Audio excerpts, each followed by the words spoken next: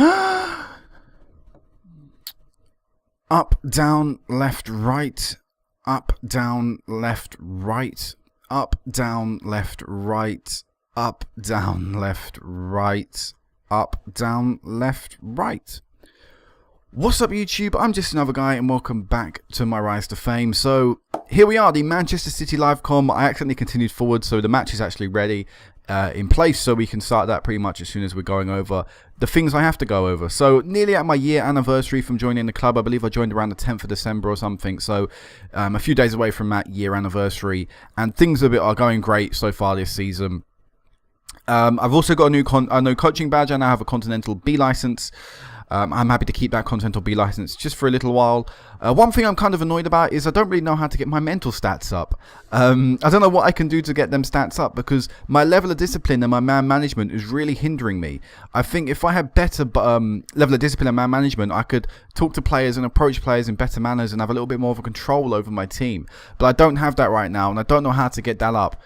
Determination, I'm not too fussed about determination, because it just goes down to what the board give you, you know, when you ask them demands, and I don't really ask for a lot anyway, so I'm fine with that. But them two, level of discipline, man management, and in a way youth knowledge as well, I'd like to get them all up if I could.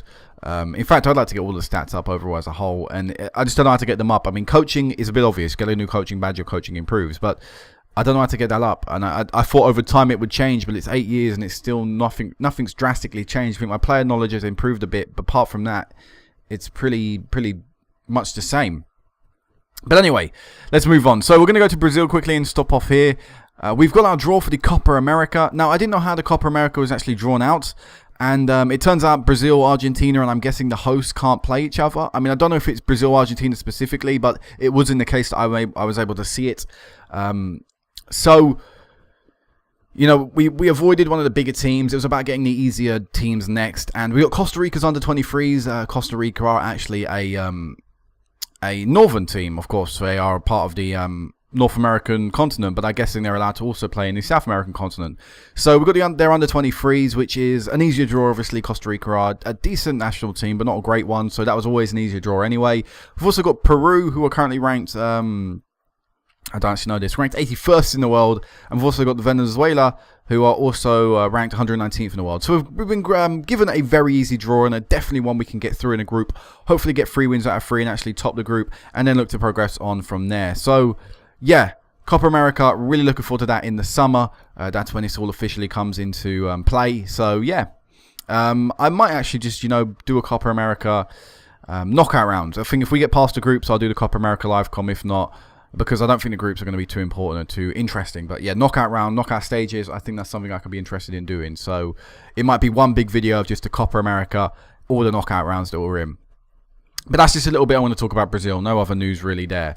So let's move on to Chelsea. So league table, where are we? Now we've dropped down to 4th. It's not like we've been playing too badly though either. Since I last saw you, which was a while ago, about a month or 2 months ago about...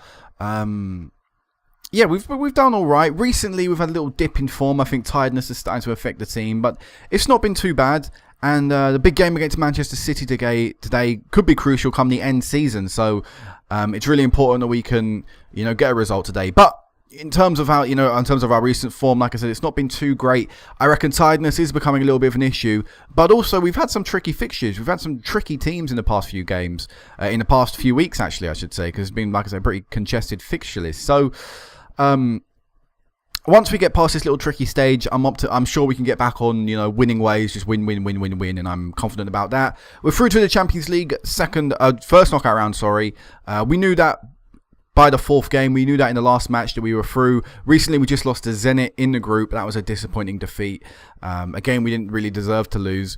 But it does mean Schalke are above us currently, and we've got to play Schalke in the last game. So hopefully we can beat them and qualify top of the group.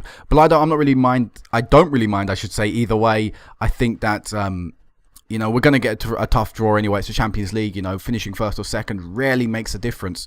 It just depends on the luck of the draw. So I want to top the group, but I'm not too fussed either way. And in the Capital One Cup, we have Fulham in the quarterfinal coming up very soon. London derby, and it should be an interesting game because Fulham are currently 2nd in the table and performing really well this season. So, you know, it should be a feisty affair.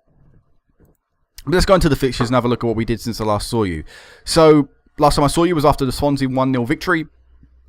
Let's talk about our time since then. So after that, we continued our incredible goal-scoring streak up with a 5-0 victory over Leicester. Cabba got himself a hat-trick. Eden Hazard also got himself a double in a brilliant game defensively and going forward. Hazard and Cabba were just in a world of their own. I mean, if Cabba hadn't scored the hat-trick, Hazard would have definitely deserved the Man of the Match award. He was just amazing.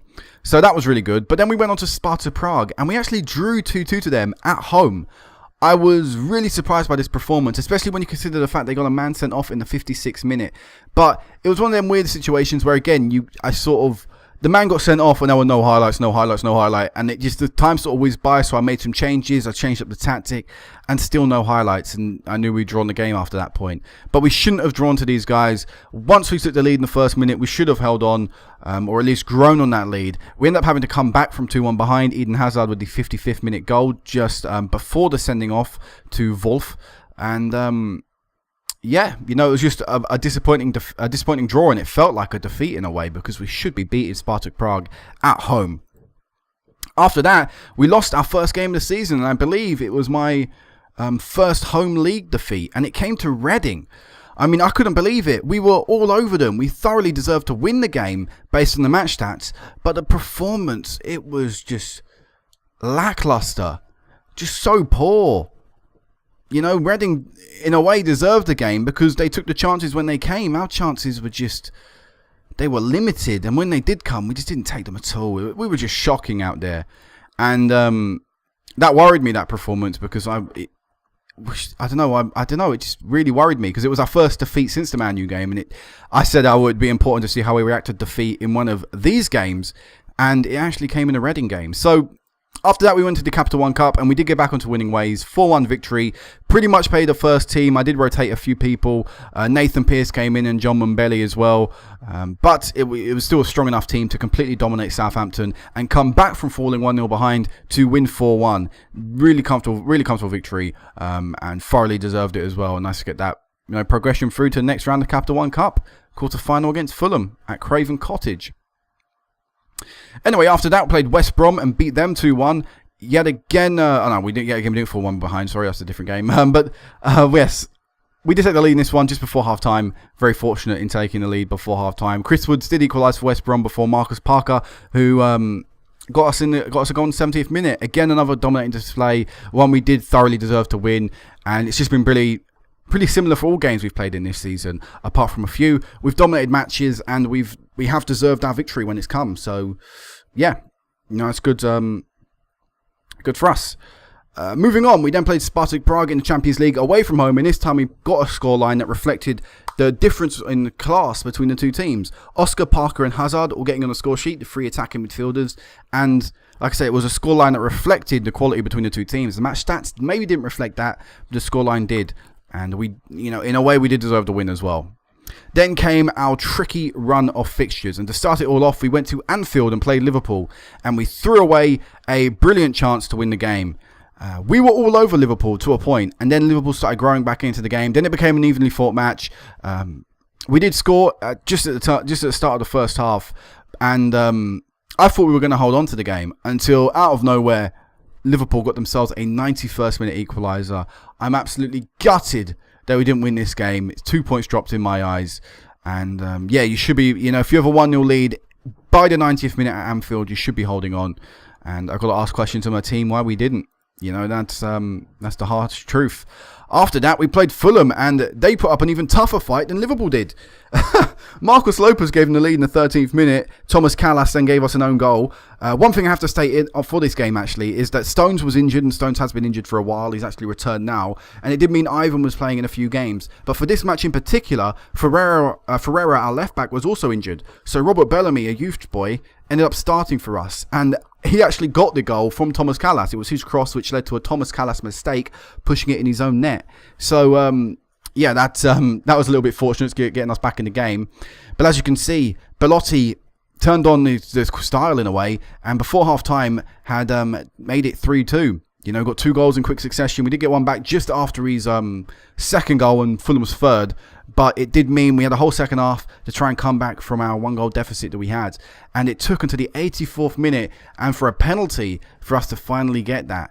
And I think we were a little bit fortunate with that. We never really looked like we were pushing that hard to get the win. I mean, we were pushing, don't get me wrong, but we never we weren't like we were flooding attack after attack after attack at Fulham and they were just holding us. It just seemed like pretty pedestrian from us in the second half.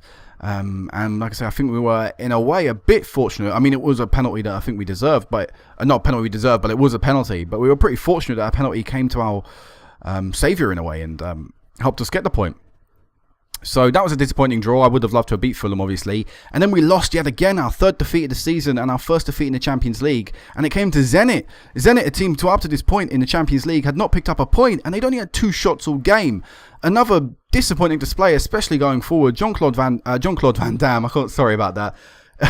Whenever I'm not on camera, I do call him Jean-Claude Van Damme. But anyway, Jean-Claude Cabba had been disappointing in the past few games, and this was another display which wasn't very good because he actually got offered a new contract recently, £110,000 a week, due to all the interest of teams like I think PSG and Real Madrid.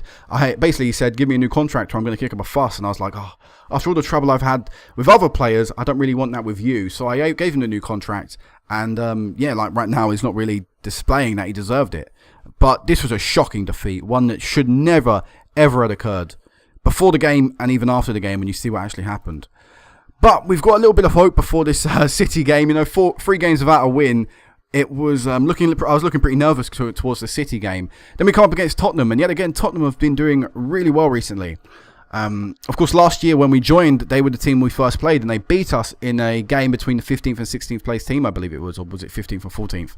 Last year they finished 9th, so a very poor year for them, and they have Rafa Benitez in charge.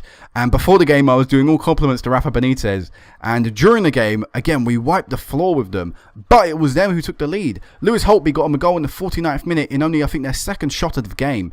It was against the run and play completely, and it was just after the second half, so just after the first half, just after half time. So again, it put us in a tricky situation where we had to go out and get the goals to win the game. After falling 1-0 behind, if we wanted to win, we had to go get 2.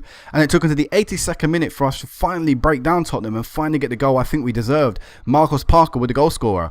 Then Colin Gell, coming on for again another poor performance from Cabba, got a goal in the 88th minute. And it came from Parker. Parker's shot was I think it was going on target, but the keeper probably would have saved it. Gel just helped re-divert the ball and put it in the back of the net. So he gave us a 2-1 lead. And then in the 90th minute, I went completely defensive after we got the second goal. I went I pretty much changed to the other defensive tactic we have. And I changed up a few roles and stuff. I made the 2 substitutions. Oscar and Mbula came off for Jim Campbell, a defensive midfielder, and Mbelly, just another fresh pair of legs in the pitch. And we ended up scoring in the 90th minute due to a counter-attack. And it was again Parker. So it was a great performance from the team, and again showing some spirit to come back from behind. So going into today's game against City, I am optimistic, but again I do know at the Etihad against City, top of the table, it's going to be a very tough affair. So let's go into the match, and I reckon it'll be a difficult fixture, and they reckon a draw. That's what Andrew Thomas reckons from mirrorfootball.co.uk. If we win this game, we can go top of the table, so that's what I'm hoping for. Hazard's 375th appearance for the club, and let's hope it's a good one. One thing as well I need to mention is that Manchester City actually have Cristiano Ronaldo. I kind of want to show you this because it's a bit crazy. So yeah, Cristiano Ronaldo, who is injured, and it's the only reason he's probably not in the team today, and why they've got that pretty poor striker of Russ Dolby up front. But and Romelu Lukaku's not registered, I just noticed that. But yeah, Cristiano Ronaldo, age 37, has gone to Manchester City, and he's still tearing up the Premier League. He's an incredible player, still performing really well, and 2.3 million is a bargain, even for 37-year-old Ronaldo, because the performances he's putting in are still the same level of performance you'd have seen from a 27-year-old Ronaldo. So, I wouldn't turn my nose up to that. I mean, the age would probably deter me, and especially when you look at some of his technicals and physicals, they're sort of falling away in his twilight years, but he's mentally still an incredible player. But we don't have to worry about him today because he's not on the pitch. Come on, Chelsea. Let's get the win. Let's beat Manchester City. And let's hopefully climb to the top of the table in doing so. Because, Fulham and Man U have not kicked off yet. I think they're playing tomorrow or something. Or on the Wednesday. So that will be tomorrow. So this could be our chance to top the table again. Something we've not done for a little while. Jean-Claude Cabba with an injury. God damn it. It's never good when he picks up a knock. I think it sort of takes him off his game. Let's hope he can prove me wrong and get the goal. Also, that one of the defenders, Doria, he's actually a Brazilian centre-back. So I'd love to see him get destroyed today. An excuse not to pick him, and also a good chance for us as Chelsea to win. So a ball coming in, but unable to find its target. And now Man City will look to try and create a counter-attack. Isco, a lot of blue shirts flooding forward, and they've wasted the opportunity. Couldn't even get it on target. Wow. What a shocking shot from Man City. But they're playing better out of the two of us so far. Here's a corner for us. Parker whipping this one in. Unable to find Maurice at the far post. Stones picking it up. Maybe we should look to play that on the left. We get it to Osco. Plays it through to Cabba. Bang! Cabba lets the ball roll on through. His 19th league goal of the season. They're appealing for offside. I can't really see from the angle they gave me. Maybe from this angle we can actually see. I don't think that is offside. I think that's onside. And I think it's just poor defending. Cabba just beat them on the run. And I don't know what Hart was doing. He sort of came out but didn't actually challenge the ball. The player ended up the ball rolling completely past him. And it was an open goal for Cabba in the end. So, good lead from the team. And actually it's flown through to half time. So, 1-0. Perfect from the lads. Keep it up. You know, that's all we've got to do. We've got to keep the level of performance up. And we'll see ourselves top of the table by the end of the game. Maybe not by the end of the day. Maybe not by the end of the week or whatever. But by the end of the game, we'll be top of the table. So, an injury from them. We're going to make a change. We're going to take Mbula off. We are going to bring on Mumbele. We are going to keep everyone else on for now. I'm thinking Maurice might have to come off. He's not having a great game. I think I am going to take Maurice off. We're going to bring Saltos on. And let's see what we can do. Sobotic shouldn't be starting this game. I should have dropped him. But I'll do it for the next game. Anyway, another corner. Parker whipping this one in. Trying to find Saltos and can't. Maybe this will actually be a City counter-attack. Stones has the ball though. And we can look to try and get it back in the City box. Or maybe not. Maybe we'll have to prevent a counter-attack. Dolby. He's brought down by Subotic. He's got to be a yellow. It might even be a red if it's a harsh ref. But to me, that's a yellow card offence. He wasn't last man. Come on, ref. All right, he gave me yellow. Good. It was always a yellow, but the big thing was it shouldn't have been a red. Also, Bernard in this team as... Oh, God. Berardi. Oh, no, he's offside. Thank God for that. I was just about to look to make a change, an instinct sub again. But, yeah, Bernard is, from a Man City player as well. Another Brazilian name that could probably will feature in my squad in the future. So we're going to take Oscar off. We're going to bring on Sydney as our last substitution. And just hope that, because Oscar's not playing particularly well out there right now, hope that by... adding a new face on there, we can still offer a pretty decent attacking threat. And, City will be pushing on in the late half of this game to try and get the win. Hopefully we can get them on the break or something. Here's Dolby to Bernard. Gila Romero to Isco. Good save from the keeper. And I think I might actually make a tactical... I don't know what I'm going to do actually. I might change the tactic if we can survive this highlight, which we do. For now, anyway, Isco, another corner for City. It's going to continue the highlight on. Bernard whipping this one in, and Berardi's can't get it on target. So 5 minutes left. I think I am going to change up the tactic. So we're going to go to this one. More defensive. I need to change this tactic because I pretty much just use it when I'm defending now. Much lower tempo, waste time, do all the normal stuff, but also be more structured. Actually change to a supporting role. And yes, everything I'm happy with there now. So, gone a bit more defensive. Just want to do a team talk as well. And just tell everyone to concentrate. Calmly concentrate though. Because we want to make sure they're still alert and still ready for the challenge. City have had an injury and it does mean they're down to 10 men for these last few minutes. We get the highlight. The last highlight of the game, it was Wanyama's header collected by Hart. It was going off target anyway. But I think that's going to be the game. Just these last few seconds now. 10 seconds to go. Maybe we can get one really late goal. I don't think it's going to come though. I just think it's the end highlight. And there we go. A free kick. This will be taken by... Who was it taken by? I don't even know. It was number 41. It was Parker. But we win the game 1-0. We've beaten Man City away from home as well. This is a really important 3 points to pick up. Top of the table. Other results today that affect us. Arsenal beating Liverpool is a good result for us. But apart from that, it doesn't look like anyone else played today. Maybe they'll be playing tomorrow. Let's have a little look. Well, Fulham and Man U are playing tomorrow. So yes, tomorrow's result hopefully will be a draw. And that way we'll have gained 2 points on them two teams. So, Kaba, you can go to the physio. Don't want to inject you up. Don't want to aggravate any more injury. Maintained our unbeaten record of 5 games so far. That run has started again. England have accepted my friendly for my pre-game preparations for the Copa America from Brazil. And, Wanyama's done great. Confidence is high and the team is playing very well and there's no chance of being overconfident. I'm not going to talk about Kurt Zuma. But yeah, things are going really, really well. So I think the next time I meet you back will hopefully be a Capital One Cup final. I believe the Capital One Cup final's in February, isn't it? February 26th. It might be a Capital One Cup final. If it's not a Capital One Cup final, because of course I would have known by then, it might be the Arsenal game. No, not the Arsenal game, sorry. It might be the, it might be the Liverpool game. I might do the Liverpool game or something. It'll be one of these games in February, definitely. So, a big chunk of games to go through. It'll probably be something around here, actually, start of February. But yeah, a big chunk of games to go through. Hopefully transfer news as well will be confirmed and stuff. And like I say, hopefully it'll be a Capital One Cup final and we can get our second chance of getting some silverware this year with Chelsea and hopefully win something. I'll get our first trophy of maybe a few this year. Fingers crossed. So until then, guys, peace out.